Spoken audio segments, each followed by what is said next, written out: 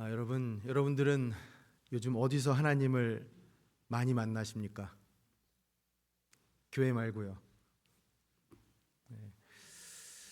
우리 흔히 얘기할 수 있는 곳이 차 안이나 사무실, 우리 학생들 같은 경우는 도서실, 그리고 버스 안, 차 안, 그리고 심지어 비행기 안, 우리가 쉽게 예상할 수 있는 답이죠.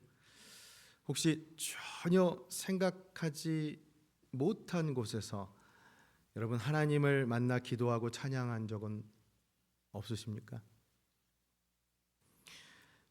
위험과 위기의 순간, 재난의 순간, 지난주 대서특필되었던 뉴스처럼 총격을 받아 암살될 뻔한 그런 현장, 수많은 사람들에게 둘러싸인 그런 현장, 콘서트장, 기쁘게 춤추고 열기를 뿜어내는 그런 축제 현장, 어디든요. 어떻습니까? 여러분 혹시 그런 곳에서도 하나님을 만나 기도하고 찬양했던 경험 있으십니까? 재밌는 경우지만 조금 분위기를 전환해서요. 아마 우리 주일학교 교사 출신 성도님들은 다 아실 텐데, 경험해 보셨을 텐데요.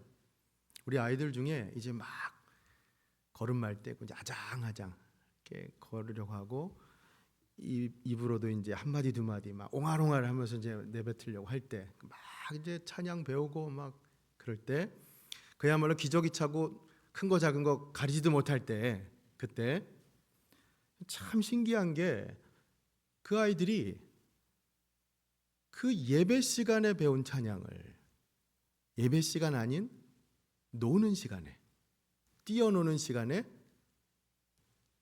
찬양하면서 다른 아이들과 같이 뛰어놀 때가 있다는 것. 여러분 그런 순간을 보신 적 있으십니까? 아이들의 영혼은 놀면서도 하나님을 만나고 하나님을 예배하는 것이죠. 여러분 바로 이겁니다. 우린 전혀 뜻밖의 장소에서 하나님을 만날 수 있고 하나님을 예배할 수 있습니다. 성경을 보면 정말 뜻밖의 장소에서 하나님을 만난 인물이 있어요. 구약의 창세기를 보면 야곱. 창세기 28장을 가보면 우리가 잘 알듯이 야곱이 잘못을 했죠. 그래서 형과 가족을 피해 도망가다가 외삼촌 라반의 집으로 가는 그 과정에서 여러분 잘 아시는 것처럼 우리 마치 그 찬송가 가사처럼 야곱이 돌베개를 베고 자는 그 밤에 꿈에 하늘에서 사닥다리가 내려오는 꿈을 꾸죠. 하나님을 만납니다. 근데 마치 그 찬송가 가사처럼 야곱이 어떻게 하느냐? 자신이 베고 잤던 그 돌, 그걸 갖다가 거기에다 기름을 붓고 돌단을 쌓고 하나님께 예배합니다. 그런데 바로 그때 야곱이 이런 고백을 해요. 여러분 그 돌단을 쌓은 곳을 그래서 야곱이 지명을 뭐라고 하죠? 우리가 잘 아는 것처럼 베델. 자, 그 고백을 한번 보시죠. 창세기 28장 16절의 말씀. 야곱이 잠이 깨어 이르되 같이요 여호와께서 과연 여기 계시거늘 내가 알지.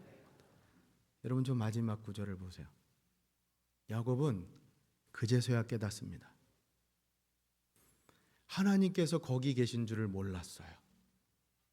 근데 하나님께서 거기 있는 줄 그제서야 깨닫습니다.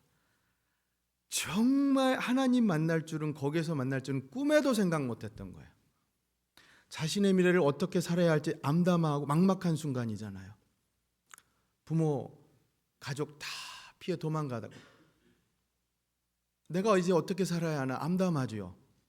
그 밤 아무도 위로해주고 돌보아주지 않아서 홀로 외로웠던 그 한밤중 들판에서 야곱은 뜻밖에도 거기서 하나님을 만납니다.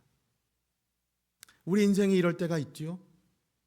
그 밤, 그 한밤중에 뜻밖에도 너무나 공공하고 고통과 절망 가운데 있을 때, 막막하기만 할 때 그 뜻밖의 시간에 뜻밖의 장소에 하나님을 만나죠.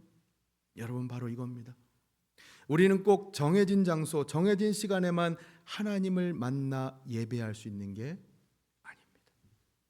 때론 여러분 인생의 자리에서, 삶의 시간에서 전혀 생각지도 못한 곳에서, 전혀 생각지도 못한 방식으로 우리는 하나님을 만나 내 자신도 모르게 터져나오는 기도와 찬양 소리로 나 자신도 놀라면서 하나님을 예배할 때가 있죠. 여러분 그걸 다 경험해 보셔서 아실 거예요. 필립 얀시라는 작가는 그래서 이런 점에 착안해서 책을 하나 썼는데 그 제목이 뭐냐면 뜻밖의 장소에서 만난 하나님이라는 책을 썼어요. 우리 생각으로는 결코 하나님이 계실 것 같지 않은 바로 그곳에서도 하나님을 만날 수가 있다는 겁니다. 자, 여러분 그럼 요즘 다시 한번 질문 드리면 여러분들은 어디서 하나님을 많이 만나십니까? 혹시 바로 답이 떠오르지 않는 분들은 죄송하지만 우리 이 질문을 진지하게 받아들이면 좋겠어요. 오늘 본문을 봐도 정말 뜻밖의 장소에서 하나님을 만난 여러분 바울과 실라가 정말 상상을 초월하죠. 이들이 지금 어디서 하나님을 예배합니까? 빌립보 감옥입니다. 이런 일이 일어날 수 있을까요? 감옥에서 하나님을 만나 예배하는 일. 이 예배의 시간, 그 이후 쇠사슬이 풀리고 옥문이 열리는 기적이 일어납니다. 그런데 그 이후 간수는 회심하고 그 가족이 구원받는 기적이 일어납니다. 여러분 어찌 보면 옥문이 열리고 쇠사슬이 풀리는 기적보다 더한 기적이 일어난 것이죠. 구원의 기적. 그런데 바로 이때 사도 바울의 입술을 통해 선포된 그 유명한 말씀, 오늘날 온 세계 크리스찬들이 다 그 입을 통해서 한 번씩은 간증했을 그 말씀, 사도행전 16장 31절의 말씀입니다. 우리 이 말씀을 같이 한번 읽도록 하겠습니다. 시작. 이르되 주 예수를 믿으라. 그리하면 너와 내 집이 구원을 받으리라 하고. 사랑하는 여러분, 이 말씀을 믿으십니까? 주 예수를 믿으시는 여러분, 그리하면 여러분과 여러분 집이 구원을 받으리라는 이 말씀을 믿으십니까? 아멘. 여러분 흔한 얘기 같지만 하나님을 예배할 때 역사가 일어납니다. 하나님을 기도하고 찬양할 때 부흥의 역사는 일어납니다. 하나님을 기도하고 찬양하고 예배할 때 영혼 구원의 기적은 일어납니다. 저는 오늘 우리의 이 예배를 통해서도 그런 일을 경험할 수 있기를, 옥문이 열리듯 하늘문이 열리고 쇠사슬이 풀리듯 우리 인생의 모든 문제가 술술 풀려가는 은혜를 누릴 수 있기를 예수님의 이름으로 간절히 축복합니다. 아멘. 오늘 그 바람을 갖고 말씀을 나누고자 합니다. 주제는 예배예요. 한마디로 얘기하면. 자, 이제 바울과 실라가 하나님을 예배했던 그 빌립보 감옥 현장으로 가보겠습니다.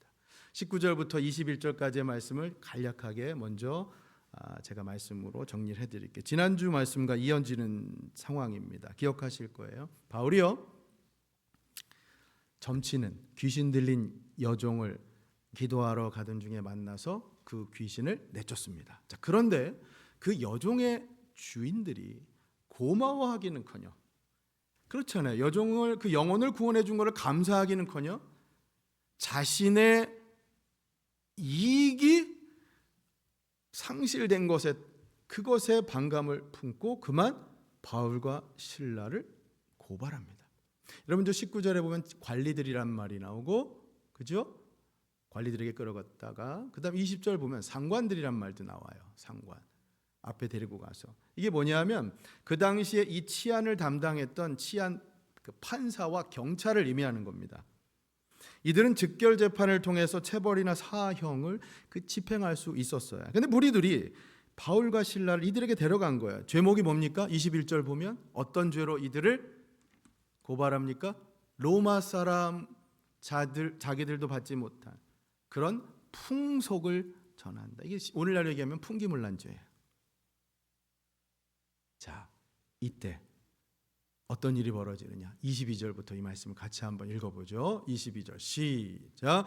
무리가 일제히 일어나 고발하니 상관들이 옷을 찢어 벗기고 매로 치라하여. 23절 많이 친 후에 옥에 가두고 간수에게 명하여 든든히 지키라 하니. 24절 그가 이러한 명령을 받아 그들을 깊은 옥에 가두고 그 발을 착고에 든든히 채웠더니. 아멘. 자, 이제 상황을 아시겠죠? 불합리한 재판을 받고 많이 맞고 그야말로 이제 옥고를 치르게 됩니다. 그런데 저 24절 끝에 보면 착고라는 말이 나오죠. 여러분들 이해를 돕기 위해서 좀 그림을 준비해 봤는데 아마 다 한 번쯤은 보셨을 거예요. 그 무슨 민속박물관 같은 데 가면 볼 수 있는 형틀입니다. 기다란히 나무 두 줄에 위에 아래, 근데 그거를 중간에 구멍을 뚫고 잠궈서 잠을 쓰러, 그 안에 발이나 손, 때로는 목까지도 잠궈버리는, 그러니까 얼마나 불편하겠어요. 꾸부정한 자세로. 여러분 그 모습을 한번 상상해 보세요. 얼마나 고통스럽겠어요. 캄캄한 지하 감옥에서. 그렇죠? 온몸은 매를 맞아 찢어졌어요. 치료도 받지 못한 채로. 지금 자세도 얼마나 꾸부정하고 힘겨웠을까요? 얼마나 아팠을까요? 정작 그것보다 더 억울하고 아팠을 것은 여러분 몸이 아니라 마음입니다. 왜요? 이 사람들이 지금 무엇을 하다가 이런 꼴을 당했습니까? 자기 자랑, 내 자랑, 세상 자랑 다 버리고 복음 위해서 바친 인생 아닙니까? 근데 이게 도대체 무슨 꼴이에요? 하나님 앞에서. 하나님 이게 뭡니까? 그 절망감을 삭히고, 그렇죠? 울분을 삼키면서 지금 이 감옥 안에 처한 상황. 자, 이 대목입니다, 여러분. 바로 이 대목에서 오늘 설교의 첫 번째 포인트를 여러분과 나눕니다. 첫 번째, 빌립보 감옥에서 일어난 심령 부흥에 하나님께서는 우리를 평탄한 길로 인도하시는 것이 아닙니다. 그럼 어디로? 하나님께서는 우리에게 유익한 길, 선한 길로 인도하십니다. 한 번 더요. 하나님께서는 우리 인생길, 평탄한 길로만 인도하시는 게 아닙니다. 그럼 어떤 길로? 하나님께서는 우리를 하나님과 하나님 나라와 우리에게 유익한 길, 선한 길로 인도해 주심을 믿으시기를 바랍니다. 그렇습니다. 여러분 지난 두 주의 말씀 한번 기억해 보면요. 하나님께서 바울의 길을 막으셨잖아요. 아시아에서의 길을 막으시고 어디로 그 문을 여셨죠? 유럽으로. 근데 막상 실상 뚜껑을 열어보니 하나님께서 인도하신, 열어주신 빌립보, 이게 좋은 길이 아니잖아요 지금. 물론 루디아 같은 좋은 신자도 만났지만 하나님 인도하신 길은 험난한 굴곡이에요 여러분. 이 빌립보, 오늘 그 말씀 증거하지 않습니까? 이 본문이. 왜냐하면 지금 이들이 어디에 있습니까? 감옥에. 글쎄 뭐 어쩌면 바울 일행이 처음에 이 빌립보에 입성할 때만 하더라도 막연히 기대했을지도 모르죠. 오늘날처럼 축! 환영! 마치 공항에서 우리가 누군가를 단기 선교팀이라도 맞이한다고 하면 어떻습니까 여러분? 축! 바울 단기 선교팀 열렬히 환영합니다. 그런 정도까지는 아니어도 여러분 지금 오늘 보세요. 이해할 수 없는 건 그들을 기다리고 있었던 것은 어처구니 없게도 감옥이었습니다. 여러분 바로 이 대목이에요. 하나님께서 인도하시는 길은 언제나 평탄하신 길이 아니라 언제나 하나님과 우리에게 유익한 길입니다. 하나님께서 우리 인생길을 인도하시는 길은 언제나 우리가 평탄한 길로만 가고 싶다 하더라도 그 길만이 아니라 하나님 나라와 우리에게 유익하고 선한 길로 인도하신다는 것입니다. 왜냐하면 그 길 끝에 그곳에서 결국 복음의 열매가, 구원의 열매가 우리를 기다리고 있기 때문입니다. 바울과 실라를 보세요. 분명 그들은 하나님께서 처음에 왜 자신들을 감옥으로 인도했는가 이해가 안 됐겠죠. 궁금했겠지만 나중에 가서 간수가 회심을 하고 그 가족들이 구원 얻는 것을 보고서 그제서야 깨닫겠죠. 아, 이래서 하나님께서 나를 감옥으로 인도하셨구나. 나를 고통의 자리로 이끄셨구나. 사랑하는 여러분, 부디 그런 깨달음이 여러분과 저의 삶 가운데도 일어날 수 있기를 진심으로 소망합니다. 우리 인생에 여러 가지 평탄하지 않은 순간들이 닥쳐올 수 있겠지만 기억하십시오.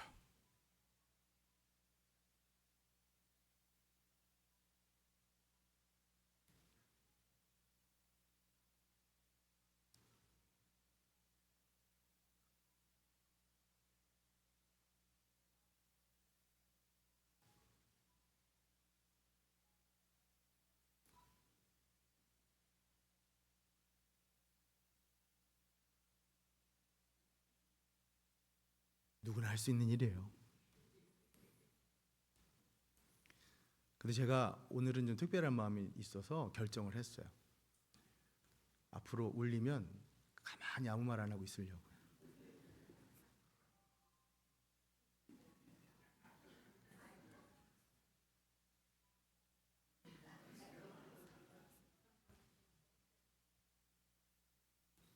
네.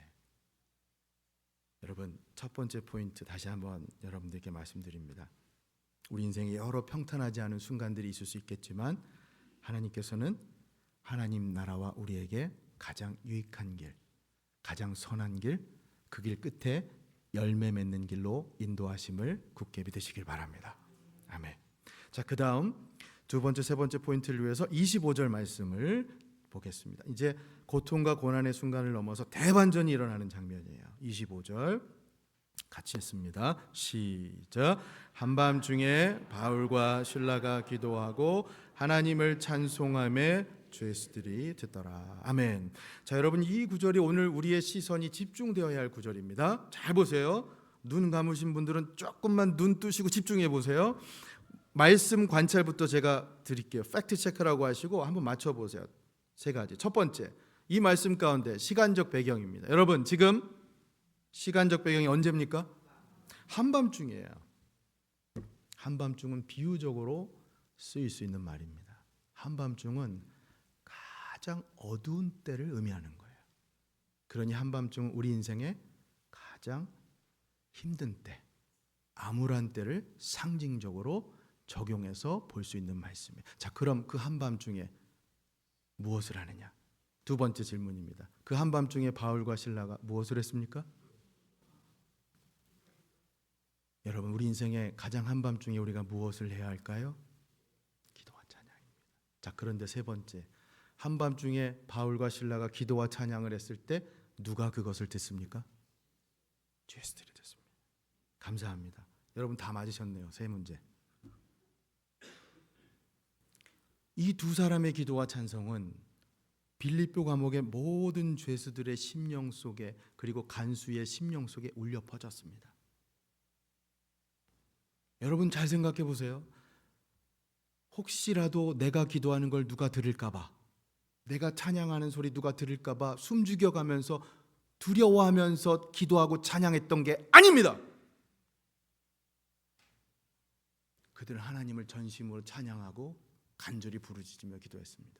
그렇기에 주변의 모든 죄수들이 들을 수 있었고 간수마저도 들을 수 있었습니다. 그들의 심령에 깊이 울려 퍼진 것이 바로 바울과 실라의 기도와 찬송소리였다는 것이죠. 그 기도와 찬송소리가 그 빌립보 성을 울렸고 그 유럽을 울렸고 온 열방에 울려 퍼지는 귀한 기도와 찬송소리가 되었다라는 것이죠. 왜요? 하나님 역사하셨기 때문에. 자, 여러분, 지금 이 기도와 찬송 소리를 들으신 분이 한 분 더 계십니다. 누가 들으셨습니까? 하나님 들으셨습니다. 할렐루야. 여러분, 인생의 어떠한 상황을 맞이하셔도, 아무리 고통 중에, 곤고한 중에, 감옥과 같은 성에 처해 있어도 여러분의 기도와 찬송을 들으시는 분은 우리 하나님이신 줄을 굳게 붙드시길 바랍니다. 그렇습니다. 그럴 때 역사가 일어나죠. 하나님께서 그들의 기도와 찬송 소리를 들으시고 옥문이 열리고 쇠사슬이 풀리고 간수뿐만 아니라 간수의 가족들마저도 구원받는 역사가 일어나게 됩니다. 이 작은 불꽃 하나가 정말 큰 불꽃을 일으킨다는 말처럼 복음의 불꽃이 활활 타오르게 된 거죠. 근데 그게 가능했던 건 하나님께서 들으셨기 때문에, 하나님께서 역사하셨기 때문에, 하나님께서 함께 하셨기 때문입니다. 자, 이 포인트예요, 여러분. 오늘 설교의 두 번째 포인트.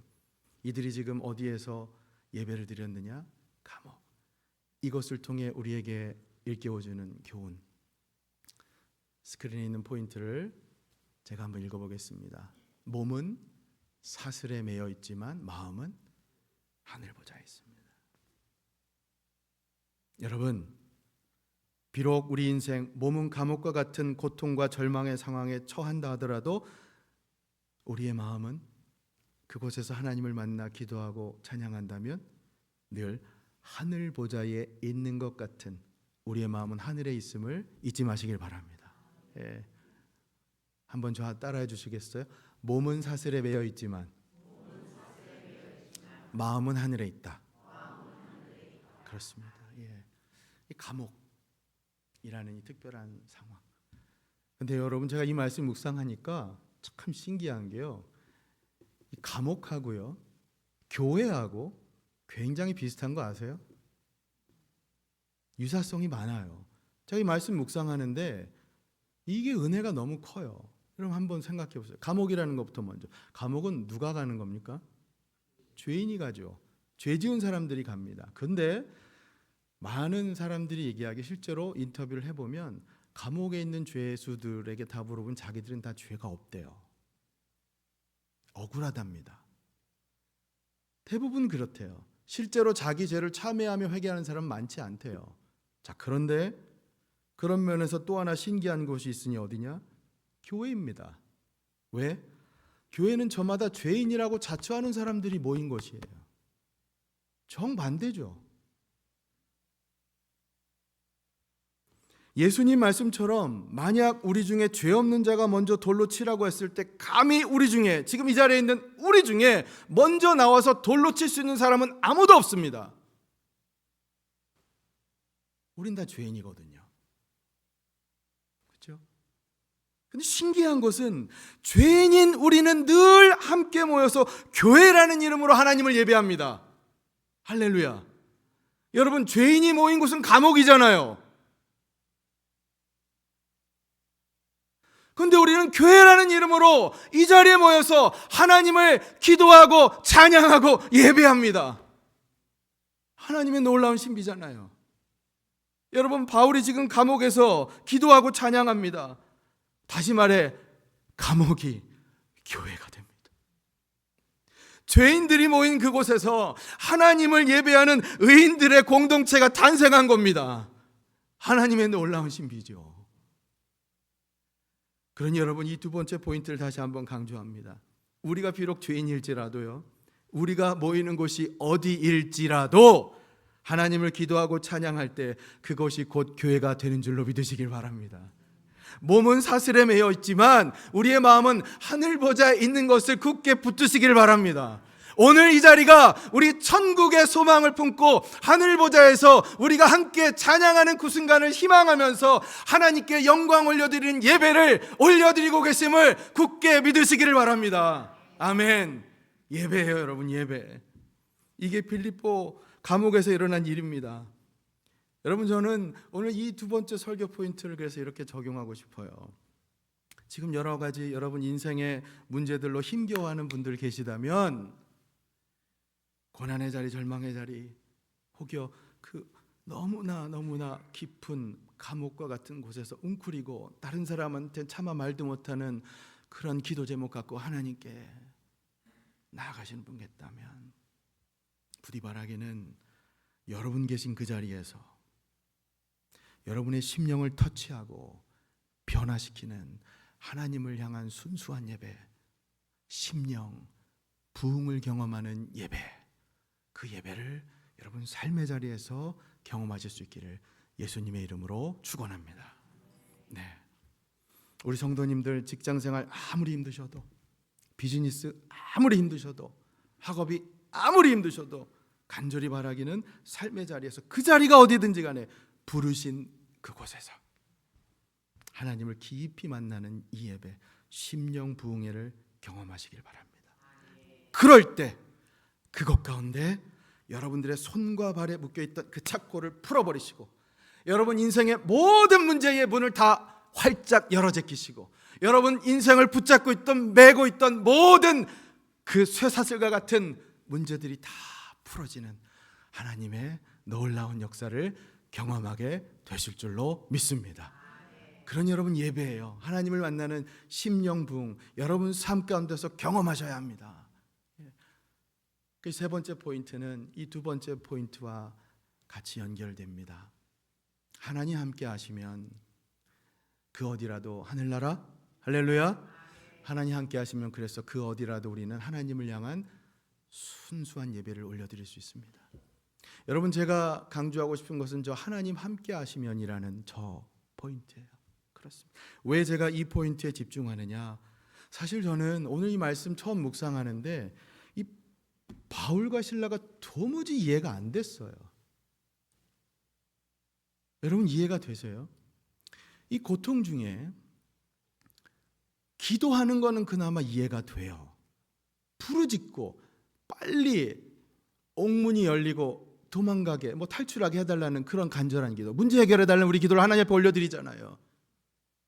찬양은 뭘까요? 여러분 우리 보통의 경우 기도는 정말 우리 문제가 있을 때 간절히 부르짖고, 반면 찬양은 기쁨과 감사가 있을 때 올려드리잖아요. 근데 바울과 실라는 기도해요. 찬양해요. 누가 따로 강요하지도 않았는데 여러분 우리가 마음이 기쁘면 어떻게 됩니까? 정말 콧노래가 막 흘러나오잖아요. 죄송한 말씀이지만 아마 여러분들 어느 날 갑자기 내가 산 복권이 갑자기 10,000불 10만 불짜리라도 당첨됐다 그러면 누가 지나가는 사람이 와서 욕을 해도 아무렇지도 않고 싱글벙글 하실 겁니다. 남이 뭐라고 하지 않아도 우리는 콧노래 부를 거예요. 기쁘면. 그런데 여기 바울과 실라는 이상해요. 기도만 한 게 아니라 찬양도 했어요. 저는 이 대목이 쉽게 이해가 되질 않는 거예요. 이 말씀 붙들고 묵상하는데 오히려 이게 더 은혜가 되더군요. 여기 주신 깨달음이 있어요. 왜냐? 바울과 실라의 기도는 옥문을 열어달라는 기도가 아니었어요. 자신들의 문제를 해결해달라는 기도가 아니었어요. 왜냐? 나중에 실제로 옥문이 열렸을 때 이들은 감옥을 탈출하지 않았어요. 그냥 그 자리에 그대로 있었습니다. 여러분, 이들의 기도는 자신들의 문제를 해결해달라는 기도가 아니었어요. 하나님을 향한 순전한 마음과 열망으로 하나님을 찬양하는 기도 소리였어요. 하나님 함께 하시는 그 예배였다고요. 여러분 이것이 바로 오늘 우리가 집중해야 될 설교 포인트라는 거예요. 하나님 함께 하시면, 사랑하는 여러분, 그것이 진정 하나님 앞에 올려드리는 순전한 순수한 예배가 될 수 있음을 믿으시기를 바랍니다. 네. 하나님 함께 하시면, 하나님 함께 하시면 그 어디나 하늘나라, 우리가 찬양으로 고백하는 것처럼 하나님 함께 하시면 그 어디나 그 어떤 곳에서도 우리는 내 문제를 갖고 먼저 나아가지 않아요. 하나님을 향해 순전히 경배하고 찬양하는 예배, 그것을 먼저 올려드리게 되죠. 바울이니까 신라니까 당연히 그 위대한 사람들이니까 참았겠지. 아니요, 그들도 인간이었습니다. 여러분, 그들도 아팠어요. 여러분, 외로워도 슬퍼도 나는 안으로, 그건 만화에서나 나올 법한 얘기예요. 여러분, 사람은 힘들면 다 울잖아요. 아프잖아요. 그런데 중요한 것은 하나님 함께 하시면, 그렇습니다. 하나님 함께 하시니까, 그걸 믿으니까 그것 가운데서 기도와 찬양이 터져 나오게 되더라는 겁니다. 할렐루야. 저는 오늘 이 예배가 하나님 함께 하시는, 임마누엘 하나님 함께 하시는, 하나님께 온전히 올려드리는 기쁨의 예배가 될 수 있기를 예수님의 이름으로 간절히 축원합니다. 그렇게 우리는 감옥에서도 고통의 기도가 아닌 찬양의, 기쁨의 찬양을 올려드릴 수가 있는 것이죠. 이 자넷 어스킨 스튜어트라고 하는 분이 이런 말을 했어요. 제가 너무나 이게 좀 통찰력 있는 말 같아서 좀 인용을 합니다. 어떤 말을 하셨느냐면, 기쁨은 고통의 부재가 아니라 하나님의 임재이다. 기쁨은, 우리 삶 가운데 기쁨은 내 고통이 사라져가는 게 아니라 하나님의 임재로 주시는 게 진짜 기쁨이라는 거예요. 하나님의 임재가 나한테 주시는 기쁨이 먼저지, 내 고통이 해결되길 바라는 것은 그 다음이라는 거예요. 사랑하는 여러분, 하나님이 임재하실 때 그때가 기쁨의 때입니다. 바로 지금 이 자리, 하나님이 임재하신 이 자리, 바로 이 자리가 기쁨의 자리인 줄로 믿으시기를 바랍니다. 그러니 여러분, 이 말씀 우리 삶 가운데 적용하면 여러분, 하나님 함께 하실 때 우리는 어디서나 어떤 상황에도 예배할 수 있습니다. 여러분 삶의 자리에서 하나님 함께 하시잖아요. 그러니 어떤 상황에서도 하나님을 예배할 수 있다는 것이죠. 사랑하는 여러분, 부르신 그곳에서 어떤 상황에도 하나님을 예배하며 살아가실 수 있길 진심으로 소망합니다. 제가 제 개인적인 얘기 잠깐만 하고 오늘 말씀 맺을게요. 지금으로부터 한 20여 년 전 피츠버그에서 이제 유학생으로 살던 저는 이제 마찬가지로 이곳 필라델피아에서 유학생으로 살던 사촌 동생 내외 만나서 즐거운 시간을 보내고 있었습니다. 서로 시간을 일부러 내서 뉴저지 바닷가까지 가서 좋은 시간 보내고 식사까지 하고 필라델피아로 돌아오는 길이었습니다. 자, 그런데 맑았던 하늘이 하나 둘 먹구름이 끼기 시작하더니 금세 까맣게 하늘을 다 뒤덮습니다. 생각했죠. 뭔가 오는구나. 그 까맣게 드리운 그림자 먹구름으로 인해서 벼랑간 천둥 번개가 막 내려치고 하늘에서 엄청난 양의 폭우가 내렸습니다. 금세 그칠 줄 알았는데 그 제 착각이었어요. 제가 지금까지 살아생전 그렇게 엄청난 비를 맞은 건 처음인 것 같습니다. 그야말로 하늘이 뚫린 것 같았어요. 마구마구 쏟아졌어요. 그런데 그렇게 쏟아지는 폭우, 너무나 위험했던 건 한 치 앞도 내다볼 수가 없었어요. 정말 내리치는 빗방울, 아니 빗덩어리들이 아무리 차 앞에 윈드실드 블레이드, 이 와이퍼를 갖다가 강하게 닦아내도 시야를 확보할 수가 없을 정도였어요. 더군다나 고속도로상이었어요. 길을 가다가 차를 멈출 수도 없었어요. 그러다가 혹시 뒤에서 오는 차라도 있으면 충돌할까 봐, 그러다가 혹시 앞에 있는 차가 멈추면 충돌할까 봐, 그러면 옆에 갓길로 세우자, 그럴 수도 없었어요. 차선도 보이지 않습니다. 엄청난 비가 내렸어요. 그래 가슴만 조마조마 기도하면서 조금씩 그렇게 앞으로 가고 있었습니다. 그런데 정말 거짓말처럼 한 30분을 그렇게 갔을까요? 숨 막히는 시간이 지나고 비가 멈추는데 처음에는 그 먹구름이 조금씩 사라지면서 저 파란 하늘이 살짝 얼굴을 비치는 것 같더니 금세 하늘에 티 한 점 없는 파란 하늘이 펼쳐집니다. 그런데 그 가운데 여름철 강력한 태양이 온 세상을 내비치고 있었던 것을 그제서야 제가 보게 되었어요. 여러분, 지금 제가 이제서야 모든 일이 지났으니까 그때 상황을 추억 삼아 얘기하지만, 제가 이 말씀 준비하며 그때의 상황을 복귀하면서 깨달은, 아주 절실하게 깨달은 깨달음이 하나 있어요. 그것은 그 검은 먹구름과 비바람이 몰아쳤을 때도 그 위에서 태양은 이 땅을 위해서 강력하게 비추고 있었다라고 하는 것입니다. 구름 위에서 변함없이 빛나고 있는 태양이 있었다는 것, 저는 그걸 요즘 절실히 깨닫습니다. 왜 이것을 절실히 깨달았느냐?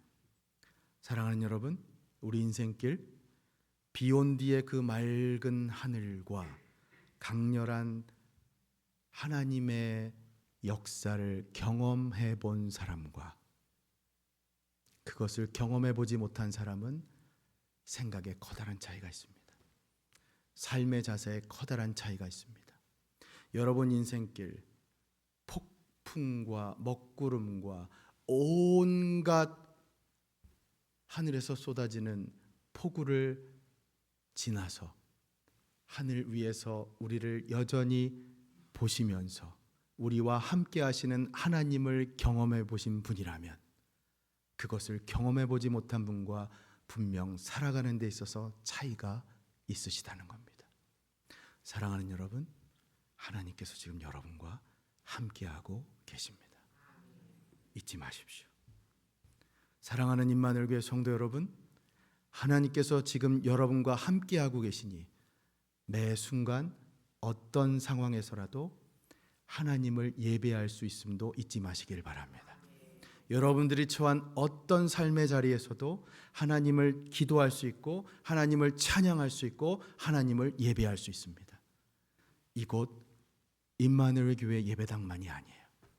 일주일간의 삶 가운데 여러분 하나님을 그렇게 만나 예배하시는 은혜가 있기를 간절히 축원합니다. 그럴 때 하나님께서 여러분들의 인생의 착고를 푸시고 옥문을 여시고 쇠사슬이 풀리는 놀라운 기적, 그것에 더 나아가 여러분들을 통해 한 영혼이라도 구원시키시고 그 영혼을 통해 온 열방이 복음화되는 하늘나라의 놀라운 축복을 경험하게 되실 줄로 믿으시기를 바랍니다. 여러분, 하나님 함께 하시면 우린 어디서도 예배할 수 있어요. 우리 청년들 길거리 켄싱턴 거리에서 마약 홈리스들 그거 찌든 그분들과 예배하고 돌아온 것처럼 지금도 저 공산권 그 국가에서 숨죽여가며 자신의 신앙을 드러내지 못하고 힘겹게 신앙 지키는 그분들도 하나님 그곳에서 함께 하시기 때문에 그곳에서 예배할 수 있는 것처럼, 그리고 우리도 마찬가지죠. 개척교회 성도님 단 한 명 앞에서 설교를 해야 하는 그 상황에서도 하나님 함께 하신다면 하나님 그 예배를 받으실 것이고, 비록 악기도 없고 찬양팀도 없는 그런 정말 열악한 상황에서 선교지 오지에서 그렇게 하나님 예배하는 사람들 하나님 함께 하신다면 그곳 가운데서도 하나님께서 그 예배를 받으실 줄로 믿습니다. 여러분, 제가 오늘 왜 설교의 제목을 빌립보 감옥에서 일어난 심령 부흥회라고 했느냐? 저는 감옥에서 그 감옥이라는 것만 강조하려고 한 게 아니에요. 심령. 여러분, 심령은 내가 변화시킬 수 있는 게 아닙니다. 심령은 오직 성령 하나님께서만 변화시킬 수 있습니다. 그러니 여러분, 감옥에서 일어난 심령 부흥이라는 것은 하나님께서 은혜 주셔야 가능하다는 거예요. 저는 여러분의 삶 가운데서 그런 하나님을 향한 예배, 심령 부흥을 경험하는 부흥회가 날마다 일어나기를 간절히 소망합니다. 여러분, 오늘 말씀의 결론은 예배예요. 기억하십시오. 여러분들이 예배를 지킬 때 예배가 여러분들을 지킬 것입니다. 잊지 마십시오. 예수님께서 십자가 지신 이유는 우리를 구원하시기 위해서 맞지만 우리를 구원하셔서 구원 얻은 우리가 함께 하나님을 찬양하고 예배하기를 원하셔서 우리를 구원하셨음을 잊지 마시고, 부디 이번 한 주도 여러분 삶의 자리에서 우리를 통해 받으시는 그 예배, 우리를 위해 죽으신 예수님의 십자가 기억하신다면 그분을 위에 올려드리는 그 기도와 찬양과 예배가 우리 삶의 자리에서 곳곳에서 울려 퍼질 수 있기를 예수님의 이름으로 간절히 축원합니다. 아멘.